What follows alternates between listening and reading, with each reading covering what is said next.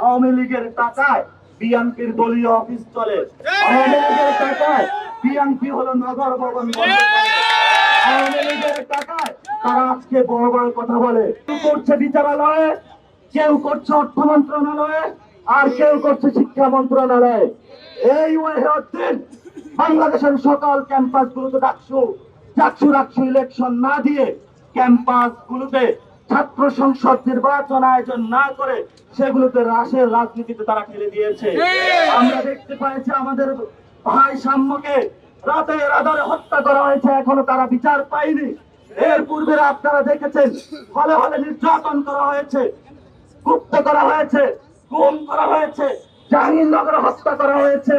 এই বিএনপির লাশের রাজনীতি তারা শুরু করেছে। আমরা বাংলাদেশে কোন লাশের রাজনীতি দেখতে চাই না। আমরা বাংলাদেশে শেখ হাসিনার কোন অর্থনৈতিক ব্যবস্থা দেখতে চাই না। আওয়ামী লীগের যে ব্যবসা বাণিজ্য রয়েছে সেগুলো এখনো এক্সিস্ট করছে। যারা বিএনপির দলীয় নেতা কর্মী রয়েছেন আমাদের একজন বক্তব্য দিয়েছেন, কুমিল্লাতে তারা সরজমিনে দেখেছেন আওয়ামী লীগের টাকায় বিএনপির দলীয় অফিস চলে, আওয়ামী লীগের টাকায় বিএনপি হলো নগর ভবন বন্ধ করে, আওয়ামী লীগের টাকায় তারা আজকে বড় বড় কথা বলে। আমরা গণ অভ্যুত্থানের পরে দেখেছি তারা বসুন্ধরা যারা ফ্যাসিস্ট শক্তির সহযোগী ছিল তাদের গাড়িতে করে ইন্ডিয়ার এজেন্ট বাস্তবায়ন করার জন্য বাংলাদেশে এসে কিভাবে হু করে জনতার উপর গাড়ি চালিয়ে আজকে তারা জনগণের উপরে বড় বড় কথা বলছে।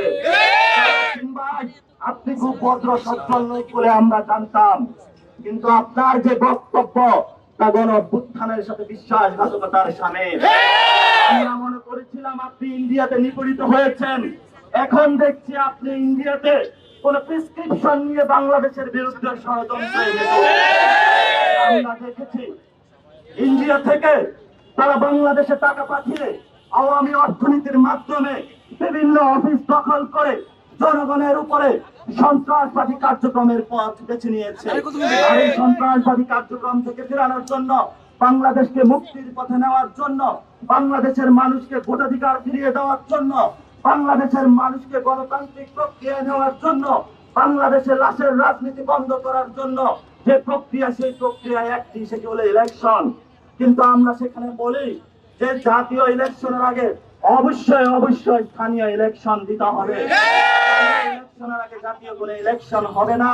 এবং সবাইকে রাজপথে সজাগ দৃষ্টি থেকে বাংলাদেশের জনগণের পক্ষে আপনারা লোক সংখ্যায় কম বেশি হন, জুলাই গণ অভ্যুত্থানের রক্তের স্পিরিট নিয়ে বিভিন্ন জায়গায় আপনারা সজাগ দৃষ্টি রেখে বাংলাদেশের মানুষকে একটা ভ্যানগার্ড হিসাবে জাতীয় নাগরিক পার্টির কর্মকর্তা এবং কর্মচারী যারা রয়েছেন তারা আপনারা কাজ করবেন। কারণ আপনাদের হাতে রয়েছে ভবিষ্যৎ বাংলাদেশের স্বপ্ন।